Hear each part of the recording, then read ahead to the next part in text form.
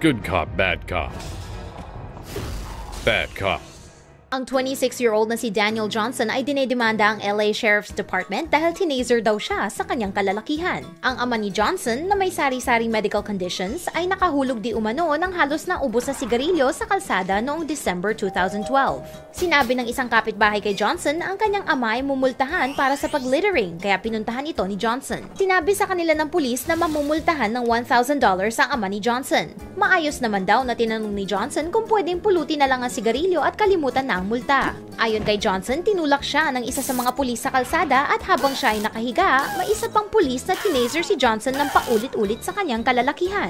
Ayon kay Johnson, imposibleng aksidente ang nangyari dahil tinitingnan pa siya ng pulis sa mata habang siya ay tinetaser.